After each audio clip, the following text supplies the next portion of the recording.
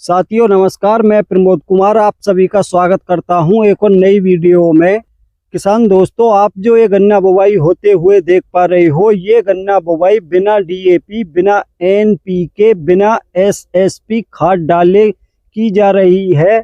आप में से सभी किसान भाई गन्ना बुवाई के समय फास्फोरस युक्त खाद बेसल डोज में अवश्य डालते हो, चाहे आप एसएसपी डालो जिसको रामबाण कहते हैं, या आप एनपीके डालो। और सबसे अधिक किसान भाई डीएपी गन्ना बुवाई के समय डालते हैं।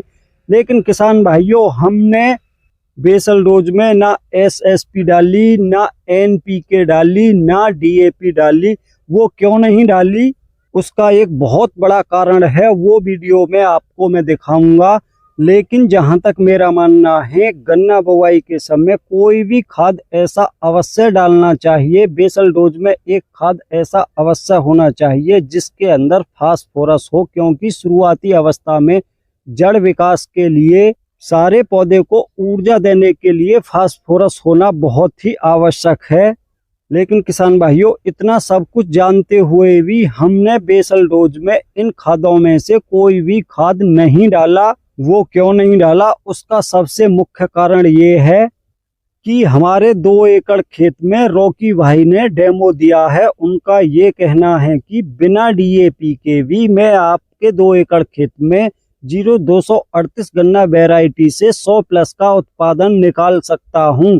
उनका ये भी कहना है कि आपको शुरू से लास्ट तक सिर्फ मार्केट से यूरिया खाद ही खरीद के लाना है। बाकी जो कुछ भी मैं कहूं या जो कुछ भी मैं दूं, वो सब कुछ आपको मेरे अनुसार ही अपने इस खेत में या अपने इस गन्ने में डालना है। अगर आपने डीएपी, एसएसपी या एनपीके डाला तो मेरी कोई जिम्मेदारी नहीं है। तो किसान भाइयों, इसीलिए हमने एनपीके, डीएपी या एसएसपी खाद बेसल डोज में कुछ भी नहीं डाला।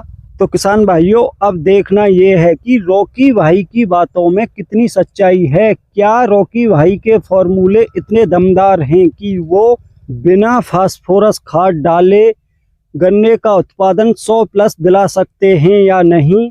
तो इसी सच्चाई को जानने के लिए हमने बहुत बड़ा रिस्क लिया है। हमने अपने 2 एकड़ खेत में उनके डेमो को स्वीकार किया है। अब देखते हैं कि आने वाले दिनों में गन्ने की क्या कंडीशन होती है, गन्ना बुवाई के कितने दिनों के बाद गन्ने का जमाव होता है, कैसा जमाव होता है, पौधा कमजोर दिखाई देता है या काफी हष्ट पुष्ट हरा भरा दिखाई देता है। ये सब कुछ आपको आने वाले समय में देखने को मिलता रहेगा। तो अब ये जान लेते हैं कि उन्होंने बेसल डोज में क्या डलवाया है और क्यों डलवाया है, उसका क्या फायदा होगा, कितनी मात्रा में, कौन से खाद या उन्होंने अपने कौन से प्रोडक्ट बेसल डोज में डलवाए हैं।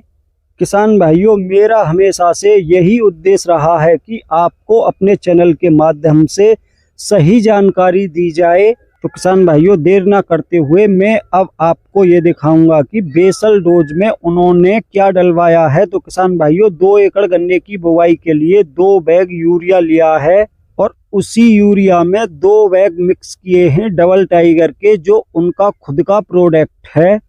जैसा कि किसान दोस्तों आप देख पा रहे हो, 2 बैग यूरिया के खोल रखे हैं, उसके ऊपर 2 बैग डबल टाइगर के खाली कर दिए गए हैं। अब इसके ऊपर खेत की, जिस खेत में बुवाई की जा रही है, उसी की लगभग 3 से 4 किलो मिट्टी डाली गई है। अब इसको अच्छे से मिक्स किया जाएगा और इसको अच्छे से मिक्स करने के बाद किसान भाइयों, खेत में इसका बिखराव किया जाएगा, नालियों में नहीं डाला जाएगा। बिखराव करने के बाद फिर खेत की एक लास्ट जुताई की जाएगी और उसके बाद सादा रेजर से 30 इंच की दूरी पर कूंड निकाले जाएंगे और किसान भाइयों, ये गन्ना बोआ जाएगा जो वैरायटी है 0238।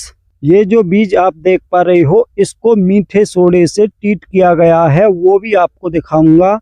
अब नंबर आता है उन प्रोडक्टों का या उन खादों का जो कूड़ खींचने के बाद नाली में डाले जाएंगे। तो किसान भाइयों, 2 एकड़ के लिए लिया गया है 50 से 60 किलो हरा चारा, जिसमें मिक्स है बरसिम और जई। इसके साथ भी रॉकी भाई के ही प्रोडक्ट मिक्स किए जाएंगे, वो भी मैं आपको दिखाऊंगा कि कितनी मात्रा में कौन सा प्रोडक्ट रॉकी भाई का मिक्स किया जाएगा। तो किसान भाइयों अब देख लो कि इस 50-60 किलो हरे चारे में क्या मिक्स किया जा रहा है। तो किसान भाइयों इस 50-60 किलो हरे चारे में जो 2 एकड़ के लिए लिया गया है उसमें मिक्स की जा रही है 6 किलो सल्फर 80%, ये पाउडर वाली जिसको आप देख पा रहे हो। किसान भाइयों ये 2 एकड़ की डोज है। 2 एकड़ के लिए जई और बरसिम दोनों की कुट्टी काटने के बाद उसके ऊपर 6 किलो सल्फर मिक्स की जा रही है। उसके बाद किसान भाइयों इसमें और क्या मिक्स किया जाएगा वो भी मैं आपको दिखाऊंगा, बस आप वीडियो में लगातार बने रहो। किसान भाइयों आप देख लो ये खुद रॉकी फौजी का ही प्रोडक्ट है जो तूफान के नाम से आता है, सल्फर 80% WG। अब अच्छे से हरे चारे में सल्फर को मिक्स करने के बाद 2 एकड़ में 2 किलो ह्यूमिक एसिड और फुल्विक एसिड का प्रयोग किया जा रहा है। किसान भाइयों ये जो आप देख पा रहे हो ये ह्यूमिक और फुल्विक दोनों का मिक्सचर है, तो इसको भी इसी हरे चारे में मिक्स किया जा रहा है। किसान भाइयों कूड़ निकालने के बाद नालियों में इसी का प्रयोग किया जाएगा। अब किसान भाइयों इस हरे चारे में ह्यूमिक और सल्फर मिक्स अच्छे से करने के बाद इसमें एक और देसी फॉर्मूला ऐड किया जाएगा, वो क्या है वो भी आपको अभी दिखाया जाएगा।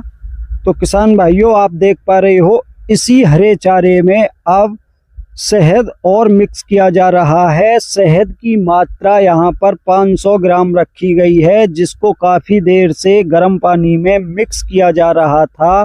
तो किसान भाइयों एक बार और मैं आपको बताना चाहूँगा 50 से 60 किलो जई और बरसिम का हरा चारा, उसमें 2 किलो ह्यूमिक जिसके साथ फुल्विक एसिड भी मिक्स था वो मिलाया गया है। और किसान भाइयों 2 एकड़ के लिए 6 किलो 80% सल्फर और 500 ग्राम मधुमक्खी का शहद इसमें अच्छे से मिक्स किया गया है। उसके बाद किसान भाइयों इन सभी को अच्छे से मिक्स करने के बाद कूड़ निकाले जाएंगे और गन्ना बुवाई से पहले नालियों में इनको थोड़ी थोड़ी मात्रा में डाला जाएगा। इसका क्या फ़ायदा होगा, ये रॉकी फौजी का कहना है कि ऐसा करने से आपके खेत की मिट्टी में कार्बन की मात्रा बढ़ेगी जिससे पौधा जल्दी ग्रोथ करेगा। अब देखते हैं कि किसान भाइयों रॉकी फौजी की बातों में कितनी सच्चाई है, क्या ऐसा करने से सचमुच मिट्टी में कार्बन की मात्रा बढ़ती है या नहीं, ये तो किसान भाइयों आने वाले समय में पता पड़ेगी। ये इनके खुद के ही प्रोडक्ट हैं। हमने सिर्फ मार्केट से 2 बैग यूरिया, 500 ग्राम मधुमक्खी का शहद और 200 ग्राम मीठा सोडा जिसको आप देख पा रहे हो, क्योंकि किसान भाइयों ये पश्चिमी यूपी में काफ़ी चर्चा का विषय बना हुआ है कि जड़ और फलक पर मीठे सोडा का स्प्रे करने से गन्ने का जमाव बेहतर होता है, जल्दी होता है। तो इसलिए किसान भाइयों जड़ और फलक पर मीठे सोडे की भी स्प्रे की जा रही है। वो सब कुछ रॉकी फौजी के सामने ही किया जा रहा है। ऐसा नहीं है कि किसान भाइयों हम अपनी तरफ से इस खेत में कुछ भी करेंगे। तो किसान भाइयों मीठे सोडे का स्प्रे कुछ इस प्रकार से किया जाता है, पहले जड़ों पर किया जाता है, उसके बाद फुलकों पर किया जाता है, दोनों साइड किया जाता है। तो साथ के साथ हम तो मीठे सोडे की स्प्रे कराई है किसान भाइयों। उसके बाद अब आप देख लो गन्ने की बुवाई की जा रही है साधारण विधि से, जिसकी दूरी 30 इंच रखी गई है। और उससे पहले बुवाई से पहले किसान भाइयों ये हरा चारा नालियों में डाल दिया गया है।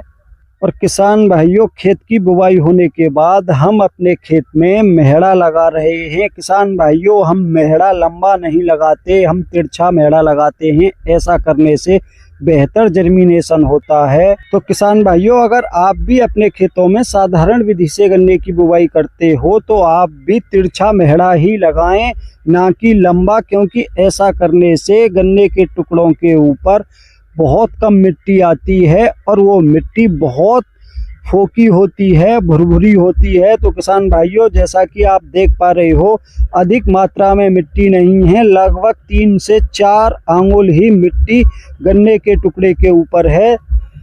तो किसान भाइयों, सब कुछ रॉकी फौजी के अनुसार इस खेत में किया गया है, लेकिन मेहड़ा हमने अपने हिसाब से इसमें लगाया है। और आपको ये भी बताना चाहूँगा कि 8 लाइनों की बुवाई करने के बाद एक नाली खाली रखी गई है, जिससे आने वाले समय में स्प्रे आसानी से की जाए। जैसा कि किसान भाइयों आप देख पा रहे हो, ये नाली खाली है, फिर 8 लाइनों में गन्ने की बुवाई की गई है। उसके बाद फिर 9वीं नाली खाली रखी गई है, क्योंकि ऐसा करने से बंधाई में भी आसानी होगी और आने वाले समय में जब गन्ना बड़ा हो जाएगा तो स्प्रे करने में भी आसानी होगी। और साधारण विधि से इसलिए गन्ने की बुवाई की गई है क्योंकि रॉकी फौजी का ये इस खेत में डेमो है और उनका यही कहना था कि साधारण विधि से 30 इंच की दूरी पर बुवाई करनी है। 8 नालियों में बुवाई करने के बाद एक नाली खाली रखनी है। इसलिए किसान भाइयों हमने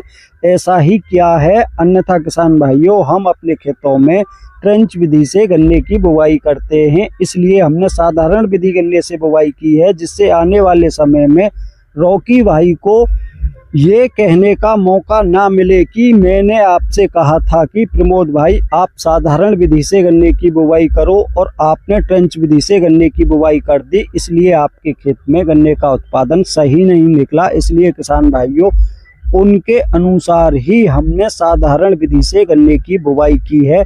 अब देखना यह है कि आने वाले समय में गन्ने की क्या कंडीशन होती है, क्या बिना डीएपी के गन्ना ग्रोथ करेगा या ना करेगा, ये आपको आने वाले समय में सब कुछ देखने को मिलता रहेगा। किस समय पर वो अपना कौन सा प्रोडक्ट इस खेत में कब लगवाते हैं, कितनी मात्रा में लगवाते हैं, किस प्रकार से लगवाते हैं। तो किसान भाइयों, आज की वीडियो में इतना ही था। वीडियो पसंद आई हो तो वीडियो को लाइक करें, दूसरे किसान भाइयों के साथ ज़्यादा से ज़्यादा वीडियो को शेयर करें। और जिन भाइयों ने अभी तक हमारा चैनल सब्सक्राइब नहीं किया, वो हमारे चैनल को सब्सक्राइब अवश्य करें, क्योंकि मैंने आप सभी की भलाई के लिए अपने खेत में रॉकी भाई के कहने से डेमो कराया है। अब यही देखना है कि रॉकी भाई की बातों में कितनी सच्चाई है, जिससे आने वाले समय में दूध का दूध और पानी का पानी हो सके।